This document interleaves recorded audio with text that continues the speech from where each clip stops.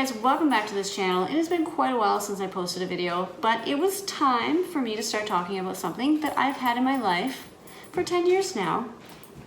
No, not the dog. It's called Transverse Myelitis, and I wanted to tell you my story and kind of where I'm at and just some other things that are long overdue to be talked about. All right, let's get started. For those of you who don't know, I was born with a cleft palate, torticollis.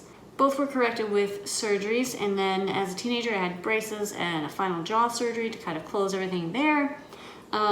Moving forward, I have Huntington's disease runs in my family on my mother's side. My grandmother was diagnosed with it and ended up in a nursing home and ultimately passing away from the disease. And then my mother is at the later stages of the disease and now also at a nursing home. In 2007, 2008, I had the genetic test done, and I am positive for the Huntington's gene as well. Now, I do have a daughter who I have not had the test done on her.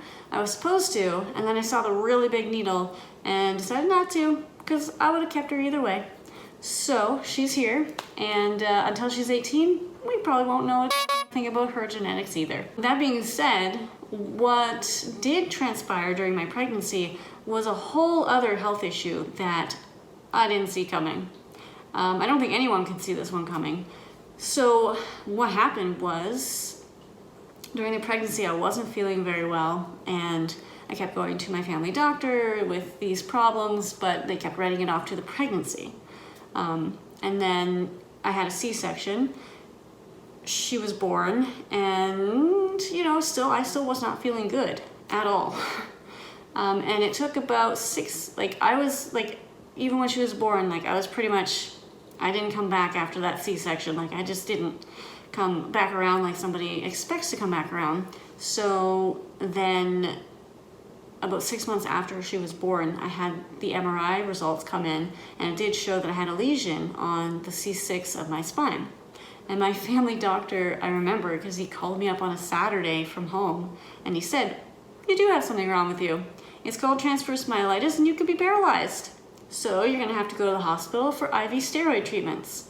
So that's what I did. We went with the little kid, she wasn't a toddler, little infant, to the hospital to get IV steroid treatments for 3 days. I don't think transverse myelitis hit me as hard as it could have. From what I've read over the years, I could have ended up in a wheelchair, I could have, been paralyzed and not walk ever again, that kind of thing. And for me, I was always still walking. I was in so much pain, and my entire right side went numb. I didn't have any feeling in my leg, but I was still walking. I was pushing through, just because, with a newborn baby, I don't think there was anything else I could have done but push through it and keep going.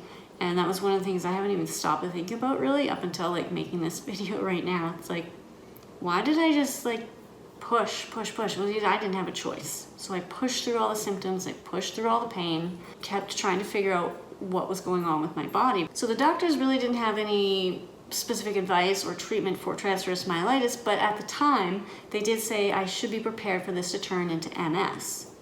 And one, I believe it was a neurologist of mine, did recommend taking a higher dose of vitamin D every day, which I started to do back then. And we're talking 10 years ago now, but I did start to do that along with some other vitamins. And then when I was able to, I actually did a lot of research, changed my diet substantially, added kale and all those healthy foods that nobody thinks to eat. And then on top of the diet change, I also started to exercise. And those first few times on the treadmill were not pleasant. They weren't, it's one thing to get the motivation to do this kind of change. It's another thing to need it to live the life you want, And I didn't want to be somebody not able to rollerblade. I didn't want to be somebody not able to walk. I didn't want to be in a wheelchair. I didn't want to be paralyzed. And at the time, I didn't get to be scared. I didn't get to think about this. I had to act, and I just had to do. So I think maybe that is also another reason why I'm just coming now, 10 years later, to talk about it. It took about 4 years of diet change and exercise, and I was, running again. I was running 5 to 8 kilometers a day. Not every day. No, I really didn't do it every day, but I could run it if I had to. I was running again, rollerblading. Snowboarding was here and there, but I was doing it. Was I doing more than 3 runs? No. God, no, I was not. But I was doing it, and that's all that matters. It was a 4-year duration of doing research, healing myself in the ways that I thought that I needed to do that so I could get back to normal. Because when my daughter was born and transverse myelitis hit, I actually couldn't go back to my job as a reporter at the time at a community newspaper, and rather than admit that I was sick, I quit and let them believe that I was just staying home with the kid.